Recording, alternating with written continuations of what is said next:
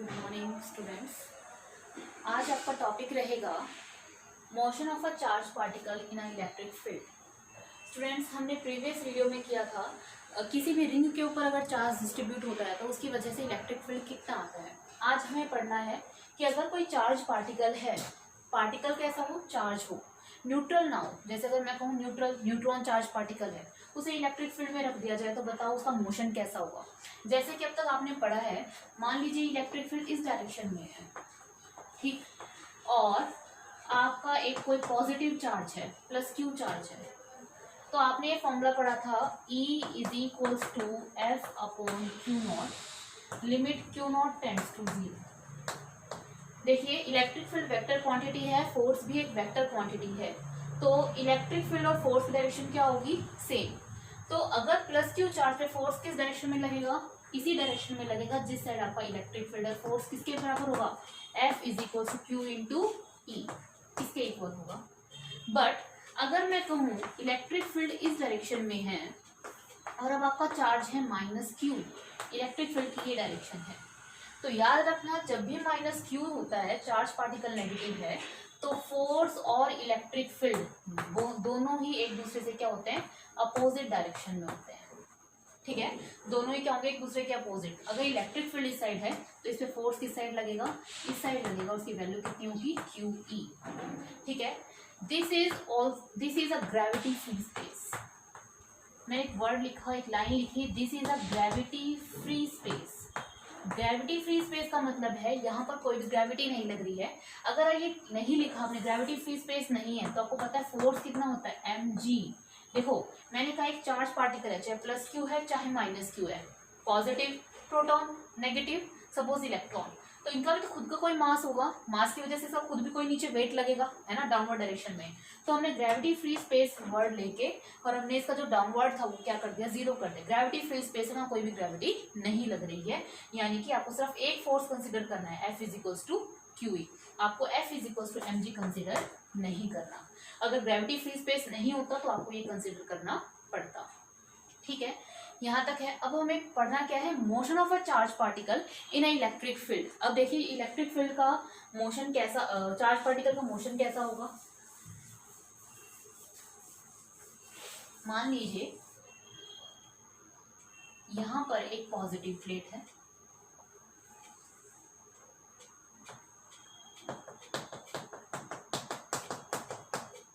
और यहाँ पर एक नेगेटिव प्लेट है।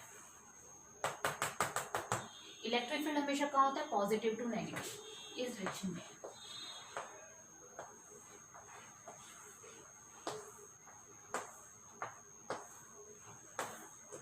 This is a gravity free space.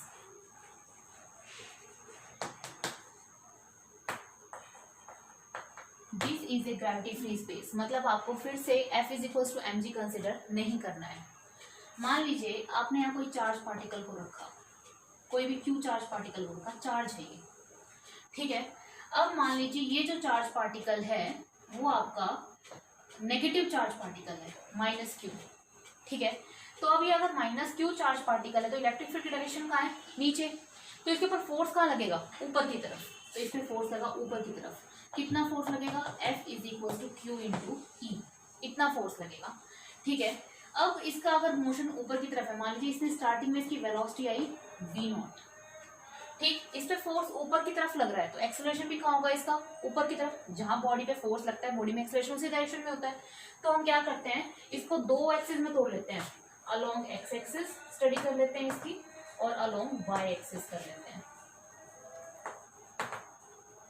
Initial velocity u, acceleration along x axis, initial velocity along y axis, acceleration along y axis. ठीक है, initial velocity along x axis कितनी है, velocity along x axis v0, starting में v0, और initial velocity along y axis कितनी है इसकी, 0। Acceleration along x axis क्या होगा इसका, 0। What is acceleration along y axis, देखिए आपको पता है फोर्स क्या होता है, मास इनटू एक्सेलरेशन, ये होता है। फोर्स कितना लगा चार्ज पार्टिकल के ऊपर, ऊपर लगा ना, तो कौन से डायरेक्शन में लगा, वाई एक्सिस में, Fy। कितना लग रहा है, QE, q E is equals to m, acceleration along y axis a y. तो ए वाई की वैल्यू कितनी आ गई यहाँ से, क्यू ई बाय एम। देखिए हमने स्पेस कैसा मान रखा था, ग्रेविटी फ्री स्पेस। अगर ग्रेविटी फ्री स्पेस नहीं होता तो आपको F is equals to m g वाला भी कॉन्सेप्ट क्या करना पड़ता, कंसिडर करना पड़ता। ठीक है, अब देखिए ए वाई की वैल्यू आ गई आपके पास यहाँ पर क्यू ई बाय एम। ठीक है, आपने इसकी दो स्टडी कर ली कि अलोंग एक्स एक्सिस भी, अलोंग वाई एक्सिस भी। अच्छा, डिस्प्लेसमेंट अलोंग एक्स एक्सिस देख लेते हैं, डिस्प्लेसमेंट अलोंग वाई एक्सिस देख लेते हैं। मान लीजिए इसने जो डिस्टेंस ट्रेवल किया along x axis is x. ठीक, अगर चार्ज पार्टिकल के ऊपर फोर्स लगेगा तो एक्चुअल में इसका पाथ होता है ये, इस तरह से पाथ होता है। मतलब आपने जब यूनिफॉर्म इलेक्ट्रिक फील्ड के साथ चार्ज पार्टिकल को छोड़ा तो ये डिस्टेंस यूं ना कवर करके यूं चला जाता है, यूं पैराबोलिक पाथ में जाता है। अब हमें इसकी ट्रेजेक्ट्री को प्रूव करना है क्या ये वास्तव में पैराबोलिक आता है या नहीं। मतलब मैंने आपको आंसर पहले ही बता दिया कि जब भी किसी चार्ज पार्टिकल को इलेक्ट्रिक फील्ड में रखते हैं तो उसका पाथ कैसा हो जाता है, पैराबोलिक हो जाता है। हमें इस डेरिवेशन में इसकी ट्रेजेक्ट्री को पैराबोलिक प्रूव करना है। ठीक है, मान लीजिए distance along x axis is x. ठीक, टी टाइम इसके लिए, टी टाइम इसके लिए, सेम टाइम इंटरवल में पढ़ेंगे। S is equals to u t plus half a t square. Along x axis कर रहे हो तो s x is equals to you x t plus half a x t square. Distance along x axis is x, u x की value कितनी है, b naught, t की t, acceleration along x axis is zero, तो ये term तो zero जाएगी, तो T की वैल्यू आ जाएगी x upon v naught. Clear है, इस वैल्यू को वहां पुट कर देते हैं। मान लीजिए ये जो डिस्टेंस ट्रेवल किया इसने कितना डिस्टेंस ट्रेवल किया, y। कौन से एक्सिस के अलोंग है ये, y एक्सिस के अलोंग, तो एस वाई की वैल्यू होगी y। ठीक है, तो s is equals to u t plus half a t square. इसे भी अलोंग y एक्सिस लिख लीजिए, s y is equals to you y t plus half A y t square. ठीक है, एस वाई की वैल्यू है आपके पास y, यू वाई की वैल्यू जीरो, तो ये टर्म तो जीरो हो गई, plus half A Y acceleration on Y axis Q E by M. देखो स्टूडेंट्स, टी स्क्वायर, टी की वैल्यू आपके पास ऑलरेडी है एक्स बाय वी नॉट का स्क्वायर। ठीक है, तो यहाँ पुट कर दो एक्स बाय वी नॉट का स्क्वायर। वाई की वैल्यू आ जाएगी आपके पास Q E X square upon two M we not square. ये आई। यहाँ देखिए ये इक्वेशन आपको क्या बताती है, एक कोऑर्डिनेट दूसरे का स्क्वायर है। देखो इस तरह से होता है, आप वीडियो को पॉज करके साथ साथ नोट करते रहिए।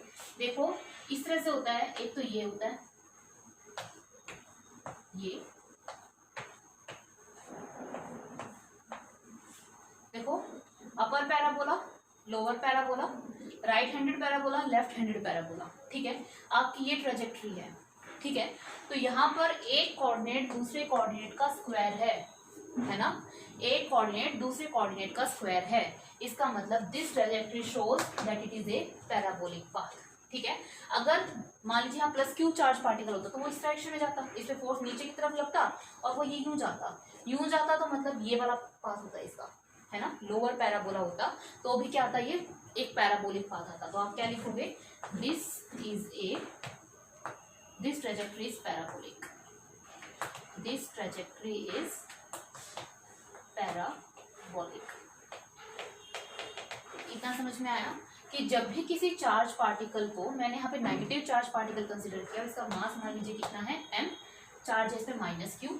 तो अगर माइनस क्यू है तो आपको मैंने अभी बताया था जब माइनस होता है तो इलेक्ट्रिक फील्ड के अपोजिट फोर्स लगता है, एफ वाई डायरेक्शन में फोर्स लगेगा। कितना लगेगा, क्यू ई, यहाँ से एक्सेलरेशन निकाला q E upon m, along x axis निकाल लिया, अलोंग वाई एक्सिस निकाल लिया, यहाँ से टी की वैल्यू निकाल के वहाँ पुट कर दिया। हमें पता चल गया कि जब भी कोई चार्ज पार्टिकल इलेक्ट्रिक फील्ड में जाता है तो उसका पाथ कैसा हो जाता है, पैराबोलिक पाथ हो जाता है।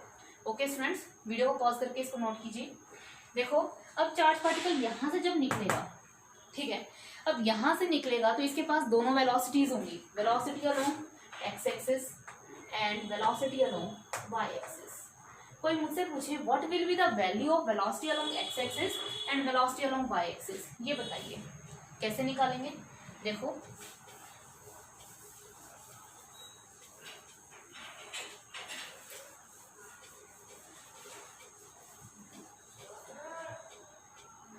Along x axis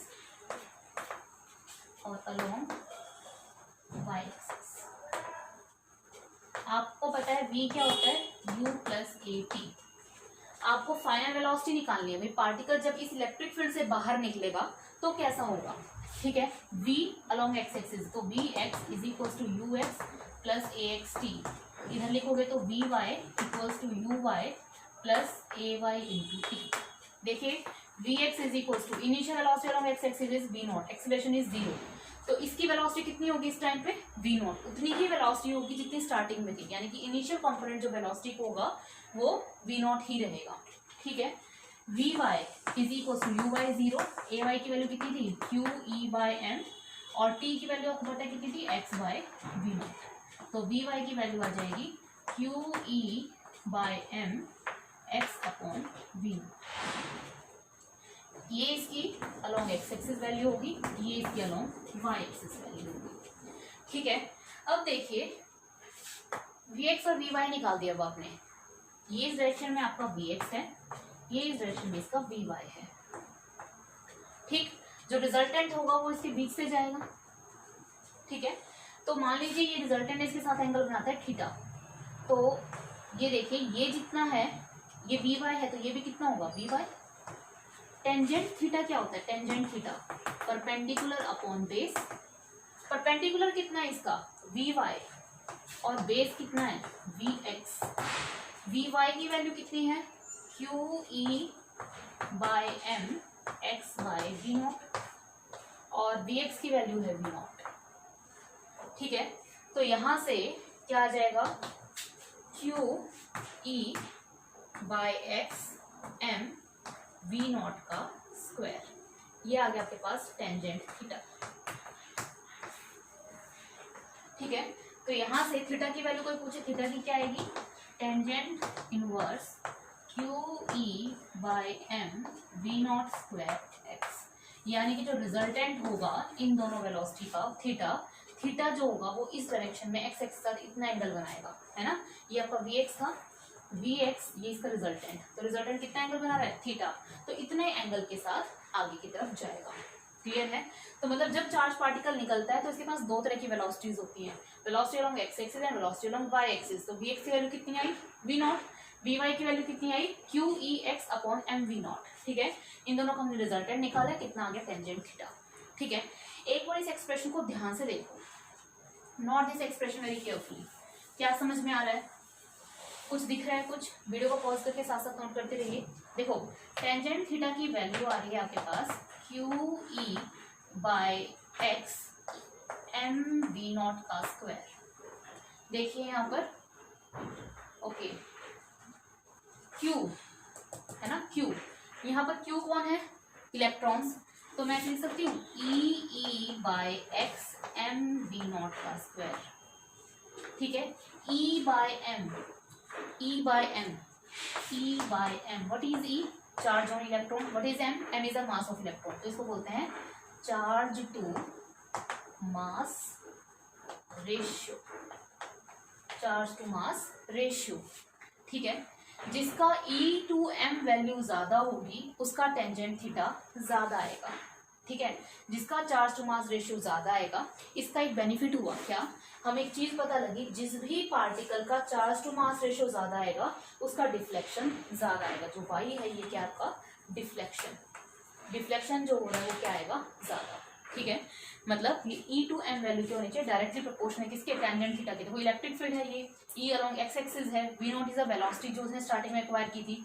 E by M, जिसका ई बाय एम ज्यादा उसका टेंजेंट थीटा ज्यादा, जिसका टेंजेंट थीटा ज्यादा उसका डिफ्लेक्शन ज्यादा होगा, क्लियर है। अब इसके साथ एक न्यूमेरिकल करते हैं, तो एनसीईआरटी बेस्ड न्यूमेरिकल है, आपको इस टॉपिक का एग्जैक्ट मतलब समझ में आएगा कि इसका क्या मतलब है।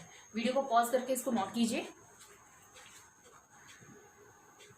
ओके स्टूडेंट्स, इस क्वेश्चन को देखिए, एक प्लेट चार्ज है पॉजिटिव, नीचे वाले प्लेट पे चार्ज है नेगेटिव, तो electric field positive to negative नीचे की तरफ है। एक पार्टिकल फर्स्ट ये दे रखा है, सेकंड ये है, और थर्ड आपके पास ये है, ठीक है। क्या पूछ रहा है ये आपसे, what is the charge on first second and third and also find whose EM value is greater. देखो आपको ये बताना है first second and third particle पे क्या चार्ज है, और आपको ये भी बताना है कि E/m charge to mass ratio, ठीक है, चार्ज टू मास रेशियो कि किसकी वैल्यू ज्यादा होगी। वीडियो को पॉज करके सॉल्व कीजिए। देखो अब फर्स्ट पार्टिकल है, किसकी तरफ गया, पॉजिटिव प्लेट की तरफ गया। आपको पता है like charges always repel and unlike charges always attract. इसका मतलब ये हुआ कि फर्स्ट टाइप वाले के ऊपर कैसा चार्ज है, नेगेटिव चार्ज है। सेकंड भी किसकी तरफ गया है, पॉजिटिव प्लेट की तरफ गया है, तो भी इससे कैसा चार्ज है, नेगेटिव। थर्ड प्लेट किसकी तरफ आई है, थर्ड वाला जो पार्टिकल है वो किसकी तरफ है, नेगेटिव की तरफ आया है। इसका मतलब इससे कौन सा चार्ज है, पॉजिटिव चार्ज, ठीक है। अच्छा ये कह रहा है कि whose E/m value is greater, किसकी charge to mass ratio value ज्यादा होगी। मैंने बताया था जिसकी भी E/m वैल्यू ज्यादा उसकी होगी जिसमें डिफ्लेक्शन क्या होगा, ज्यादा। तो बताइए फर्स्ट सेकंड एंड थर्ड में डिफ्लेक्शन किसमें ज्यादा है, थर्ड में, ठीक है। तो थर्ड वैल्यू क्या होगी, थर्ड के लिए E/m वैल्यू क्या होगी, ज्यादा होगी। क्लियर है। मान लीजिए ये प्लेट में आपको पॉजिटिव नेगेटिव ना दिया होता, ठीक है, मतलब ये पॉजिटिव ऊपर दे रखा है, नेगेटिव प्लेट पे नीचे नेगेटिव चार्ज दे रखा है, ये ना होता, सीधा ये होता, इस तरह से होता कि इलेक्ट्रिक फील्ड इस डायरेक्शन में है। तो आपको फिर से वही चीज है, इलेक्ट्रिक फील्ड कहां से कहां होता है, positive to negative, positive to negative. तो ये प्लेट आपकी कौन सी हो जाती है, पॉजिटिव, ये कैसे हो जाती है आपकी नेगेटिव, ठीक है। तो ये फिर फर्स्ट की तरफ ज्यादा, सेकंड की तरफ नेगेटिव, नेगेटिव एंड पॉजिटिव। समझ में आ रहा है, मतलब मैंने प्लेट इसलिए इरेज कर दी ताकि आपको ये याद रहे कि इलेक्ट्रिक फील्ड हमेशा कहाँ आता है, पॉजिटिव टू नेगेटिव आता है, ठीक है। अगर ये ऊपर की तरफ दे रखी होती ये इलेक्ट्रिक फील्ड लाइंस, तो नीचे कौन सी प्लेट होती, पॉजिटिव, ऊपर कौन सी होती, नेगेटिव। तो ये वाला चार्ज पार्टिकल पॉजिटिव, पॉजिटिव वाली कैसा हो जाता, नेगेटिव, ठीक है स्टूडेंट्स। इसके साथ आपका ये टॉपिक कंप्लीट होता है। अगर आपको कोई डाउट है तो आप मुझसे कमेंट बॉक्स में पूछ सकते हैं।